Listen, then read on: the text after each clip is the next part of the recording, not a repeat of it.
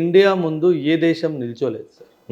మనం ఇప్పుడు టర్కీయే కానీ ఈ టర్కీలో భూకంపం వస్తే మనము 130J విమానాలు నిండగా డిజాస్టర్ రిలీఫ్ మెటీరియల్ పంపించాం సార్ వాడికి.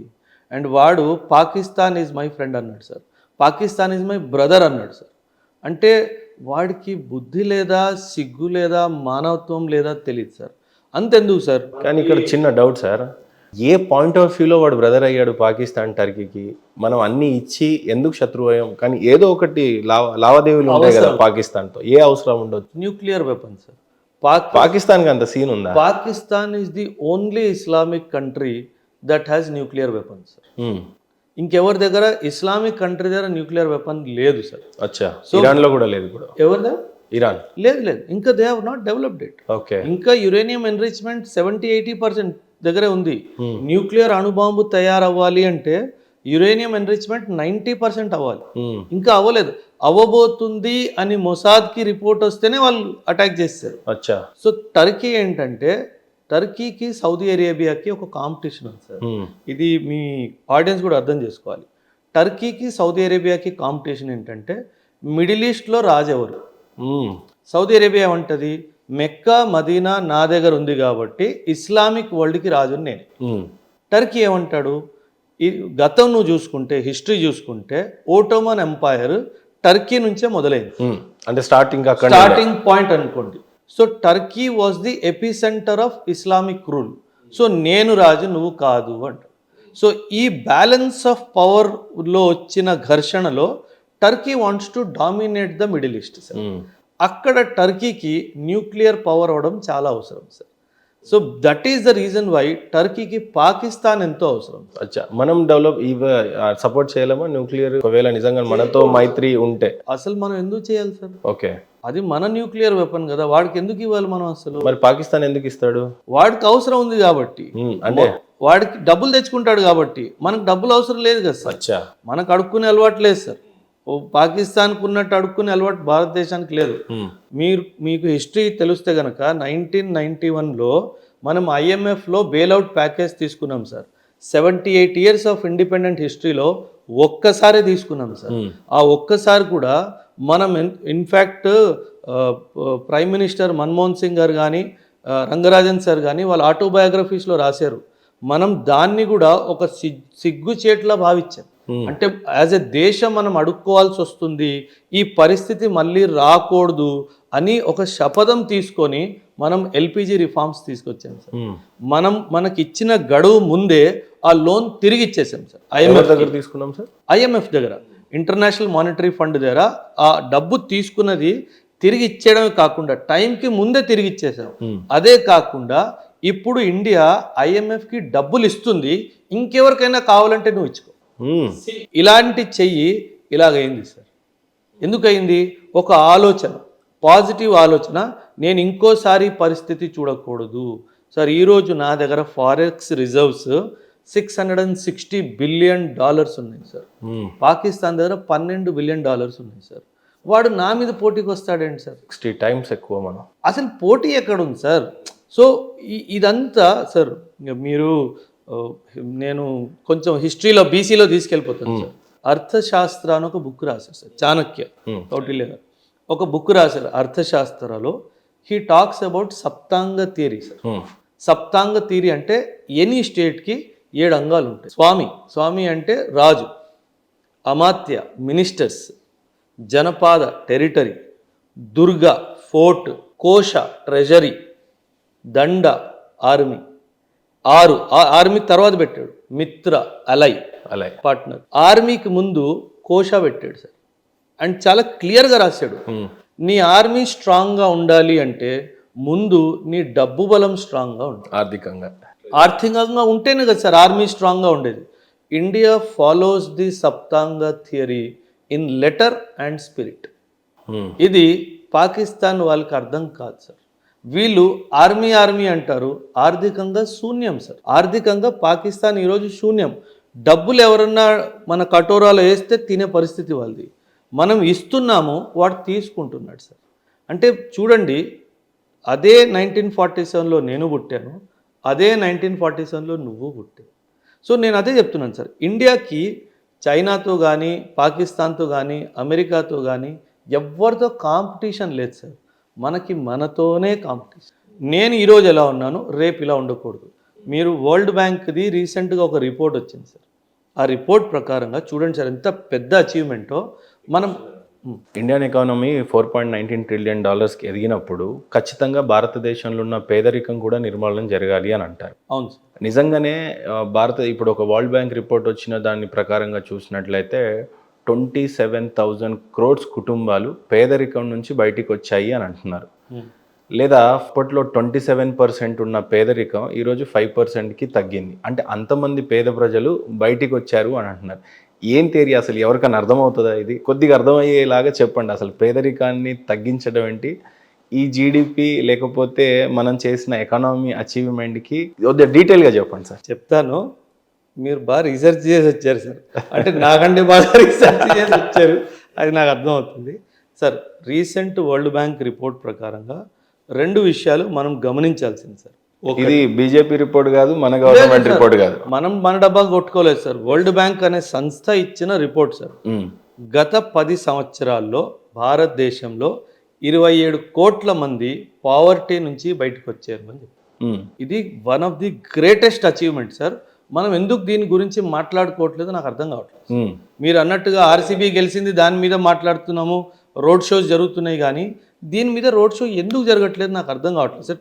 Sir 27 crores people extreme poverty నుంచి బయటకు వచ్చారు అంటే చాలా పెద్ద. 27 crores అంటే ఆల్మోస్ట్ అండి నాకు తెలిసి ఒక 6-7 రాష్ట్రాలు, 6-7 రాష్ట్రాల పాపులేషన్ అంత జనాభా ఇండియాలో పేదరికంలో మగ్గిపోతుంటే వాళ్ళకి ఏదో జీవనోపాధి ఈరోజు అదే పేటిఎంలు, యూపీఐలు, చిన్న కర్బూజ అమ్ముకునే వాడి దగ్గర, బఠానీ అమ్ముకునే వాడి దగ్గర ఉన్నాయి అని అంటే ఇది దానికి కూడా ఇంటర్లెక్ అయి ఉండొచ్చేమోనని నా ఉద్దేశం సార్. కూరగాయలు రోడ్డు మీద మనం ఎక్కడైనా టోల్ గేట్స్ పక్కన ఆపినా కూడా ఆయన దగ్గర ఎన్ని కూరగాయలు ఉన్నా యూపీఐ అయితే ఉంటుంది. అలా బయటికి వచ్చిందే. మరి ఈ పేదరికం నుంచి బయటికి రావటం అంటే ఏంటి? అంతకుముందు తినడానికి లేదని అర్థం చేసుకోవాలి. ఎలా సార్ దీన్ని? సార్ దీని క్యాలిక్యులేషన్ వరల్డ్ బ్యాంక్ ఒక క్యాలిక్యులేషన్ వాడుతుంది సార్. ఓవరాల్గా ఇది ఏం చేస్తుందంటే బాటంలో ఉన్న 26-28 కంట్రీస్ యావరేజ్ ఎక్స్పెండిచర్ తీస్తుంది సార్. ఓకే. దీన్ని మనము మన ఇండియా వరల్డ్ బ్యాంక్ క్లాసిఫికేషన్లో లోవర్ మిడిల్ ఇన్కమ్ కంట్రీస్లో వస్తుంది సార్. ఈ లోవర్ మిడిల్ ఇన్కమ్ కంట్రీస్లో ఎవరైతే రోజుకి $3.65ని మనం ఇండియన్ రూపీస్లో కన్వర్ట్ చేసుకొని ఎవరైతే ఇంతగానం సంపాదిస్తున్నారో ఎవ్రీడే మినిమం 400-500 రూపాయలు అనుకోండి సార్. దీనికి పైన ఉన్న వాళ్ళు అబౌవ్ ది పావర్టీ లైన్, దీనికి కింద ఉన్న వాళ్ళు బిలో ది పావర్టీ లైన్. ఈ రిపోర్ట్ ప్రకారంగా మీరు అన్నట్టుగానే ప్రస్తుతం ఇండియాలో ఓన్లీ 5.3% జనాభా మాత్రమే ఈ కేటగిరీలో ఉంది, కింద కేటగిరీలో ఉంది. ఖచ్చితంగా ఏదో ఒక రోజు వీళ్ళందరూ కూడా పైకి రావాలి. ఇదే మన కలెక్టివ్ స్పిరిట్ ఉండాలి సార్. సార్ మనము 1947లో మనకి స్వతంత్రం వచ్చింది అని అంటాం సార్, కానీ నాకు ఇంకొక క్యాలిక్యులేషన్ ఉంది సార్. ఏ రోజైతే ప్రతి ఒక్కడు కడుపు నిండా తిని పడుకుంటాడో ఆ రోజే మనకి నిజమైన స్వాతంత్రం వచ్చింది సార్. అది that has to be the spirit. ఎందుకంటే మనకు ఆ రెస్పాన్సిబిలిటీ ఉంది సార్. మాట్లాడడానికి చాలా ఈజీగా ఉంటుంది, కానీ పూట కూడా గడవకుండా ఉండే ఫ్యామిలీస్ గురించి ఏసీలో కూర్చుంటే మాట్లాడే తెలియదు. నిజంగా మీరు అన్నట్టు అందరూ 3 పూటలు తిని పడుకుంటే దట్స్ ట్రూ ఇండిపెండెన్స్. అదే కదా సార్. ఇప్పుడు నేను అదే చెప్తున్నాను కదా సార్. ఈ నేపథ్యంలో మన కాంపిటీషన్ అసలు లెక్కే లేదు కదా సార్. మనమే కాంపిటీషన్. పాకిస్తాన్లో చాలామంది ఎక్స్ట్రీమ్ పావర్టీలో వెళ్ళిపోయారు ఈ 10 సంవత్సరాల్లో. ఈరోజు ఇదే రిపోర్ట్ ప్రకారంగా 44.5 or 44.6% పాకిస్తాన్ పాపులేషన్ ఎక్స్ట్రీమ్ పావర్టీలో ఉంది. 44 నేను జోక్ చేయట్లేదు సార్. బతుకులు సార్ 50% మొత్తం కంట్రీ ఇంకా ఇలానే దరిద్రంలో ఉంటే ఇంకేంటి వెళ్ళిపోయింది. That's what. నా పుట్టినరోజు తినడానికి కూడా గడవదు కదా సార్. అప్పుడు అదే కదా వచ్చింది బాధ సార్. పాకిస్తాన్ ఎందుకు ఇండియా మీద అటాక్ చేస్తుంది? ఇది ఇవన్నీ చేయకపోతే వాళ్ళ జనాభా పాకిస్తాన్ని ప్రశ్నిస్తుంది కదా సార్. వాళ్ళేమో అంత ఎదుగుతున్నారు, వాడేమో మూన్ మీద వెళ్తున్నాడు. నువ్వు మాకేమి ఇచ్చావు? తినడానికి 2 పూటలు ఫుడ్ ఇవ్వట్లేదు నువ్వు నాకు. సో ఇవన్నిటి నుంచి వాళ్ళ మైండ్ని డైవర్ట్ చేయడానికే కదా సార్ యుద్ధాలు చేస్తారు. అంటే ఇక్కడ వన్ నేషన్ థీరీలో ఇంటింటికి రేషన్ ఇవ్వటం అనేది ఒక గవర్నమెంట్ అసలు ఎంత పెద్ద ఇనిషియేటివ్ అని అర్థం చేసుకోవాలి సార్ దాన్ని. సార్ ఏదో ఫ్రీగా బియ్యం ఇచ్చేస్తున్నాడు అని అనుకుంటున్నాం, కానీ పేదరిక నిర్మూలన అని అంటే 5% అంటే నాకు తెలిసి అది కూడా కొంత బెగ్గర్స్ కూడా లేకుండా అవుతారేమో ఇన్ ఫ్యూచర్. అలా అండం తప్పు, అడుక్కు తినేవాళ్ళని, కానీ దేవుడు ఇచ్చిన శాపం అనొచ్చో మరి ఏంటో తెలియదు, కానీ బట్ అది కూడా ఉండదేమో సార్ నిజంగా. ఉండదు సార్. అప్పుడే కదా సార్ నా రియల్ ఇండియా.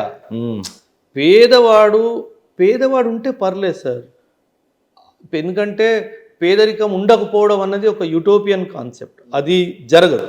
ఖచ్చితంగా సమాజంలో కింద మీద ఉంటారు, కాకపోతే ఎక్స్ట్రీమ్ పావర్టీలో ఎవరు ఉండకూడదు అన్నది నా ఆశ సార్. ఓకే, అంటే 2 పూటలైనా తిని పడుకొని పొద్దున్న లేచి మళ్ళీ పనికి వెళ్ళి మళ్ళీ ఇంటికి వస్తే 2 పూటలు తినడానికి ఉండాలి సార్.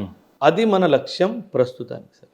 అండ్ ఖచ్చితంగా 2032 వరకు మనం ఇది సాధించే అవకాశం చాలా గట్టిగా ఉంది. ఇన్ఫ్యాక్ట్ ఈ రిపోర్ట్ కాదు sir, last report World Bank ఏమన్నదంటే ఇండియా ఎప్పుడైతే ఎక్స్ట్రీమ్ పావర్టీ నుంచి బయటకు వచ్చేస్తుందో అప్పుడు వరల్డ్ కూడా వచ్చే అవకాశం ఉంది.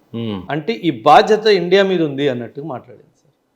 జస్ట్ ఇమాజిన్, అంటే ఇండియా ఒకవేళ పావర్టీ నుంచి బయట వచ్చింది అంటే ఇది వరల్డ్కి కూడా ఒక ఎగ్జాంపుల్ అవుతుంది. ఇంత పెద్ద జనాభా చాలా సార్, 144 అంటే సార్ మామూలు సార్. ఇప్పుడు ఎందుకు అమెరికా పరిగెట్టి మన దగ్గరకు వస్తుంది, ఎందుకు రష్యా మన దగ్గరకు వస్తుంది, ఎందుకు చైనా మనతో గొడవకు రావట్లేదు? ఎందుకంటే future market is India. Population ఇక్కడే ఉంది.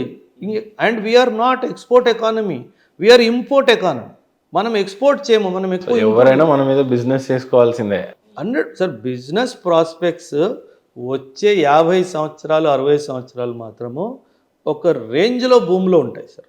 మీరు కరెక్ట్గా ప్లాన్ చేసుకొని గవర్నమెంట్ ఎలా ఆలోచిస్తుందో మీరు అలా ఆలోచించుకొని ఆ దారిలో ముందుకెళ్తే మాత్రం 100% సక్సెస్ వస్తుంది.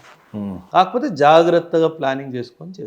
పాపులేషన్ ఎక్కువైపోయిందని బాధపడేది రోజు నుండి పాపులేషన్ ఎక్కువ ఉంది కాబట్టి అదృష్టం అనే రోజుకి వచ్చాం.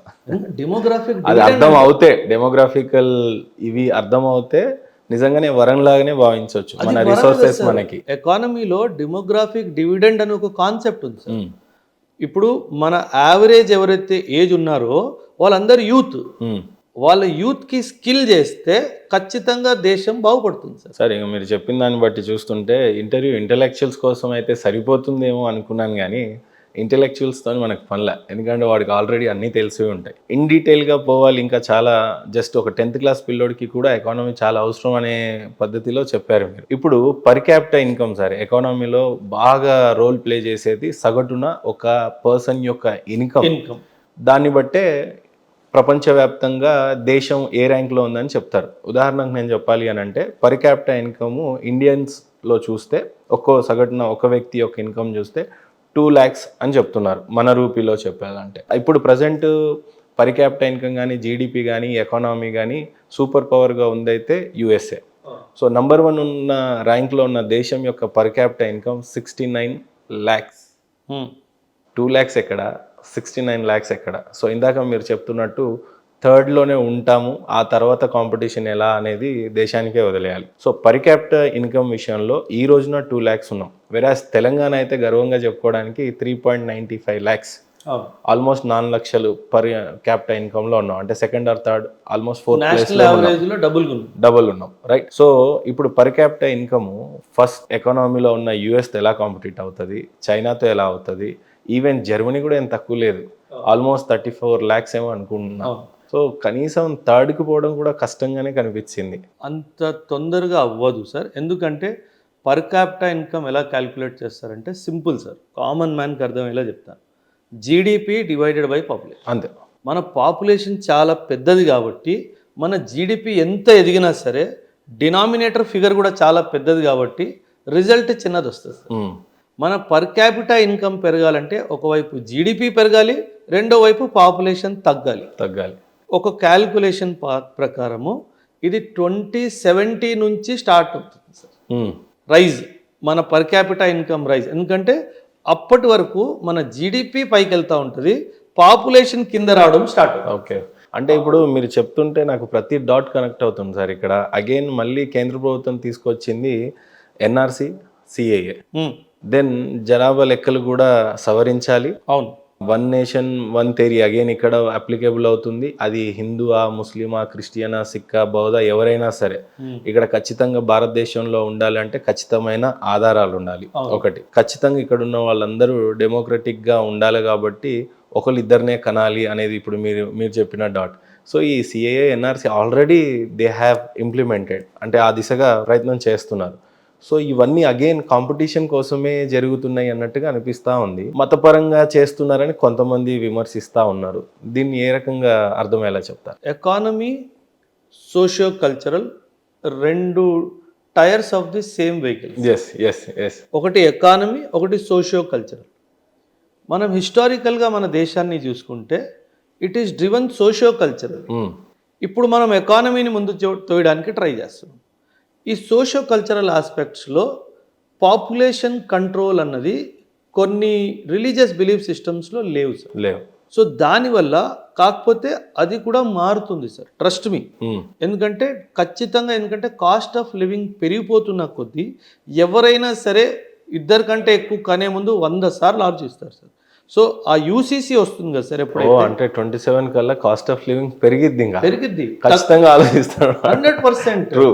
2070 వరకు కాస్ట్ ఆఫ్ లివింగ్ ముందు పైకి వెళ్తుంది అంటే సార్ మీరు ఒక విషయం అర్థం చేసుకోవాలి సార్. మనం ఇప్పుడు ఏ ఫేజ్లో ఉన్నామంటే డెమోగ్రాఫిక్ ట్రాన్సిషన్ అంటారు. ఈ డెమోగ్రాఫిక్ ట్రాన్సిషన్లో మనం పాపులేషన్ ఇంకా ఇలా పెరుగుతూనే ఉంటుంది 2035, 40 వరకు. అక్కడ స్టాప్ వస్తుంది, ఇంకా పడిపోవడం స్టార్ట్ అవుతుంది సార్. ఆ పడిపోతున్నప్పుడు ఖచ్చితంగా మన పర్ క్యాపిటల్ ఇన్కమ్ పెరుగుతుంది. ఎఫర్ట్ చేయలేడు వాడు, బయట చేయలేడు సార్. సో 10 మందిని పెంచాలంటే అవ్వచ్చు, కష్టం. ఎందుకంటే పరిస్థితులు అలాగైపోతాయి. Cost of education, cost of health బాగా పెరిగిపోతుంది కాబట్టి ఆటోమేటిక్గా జనాభా కిందికి వస్తుంది సార్.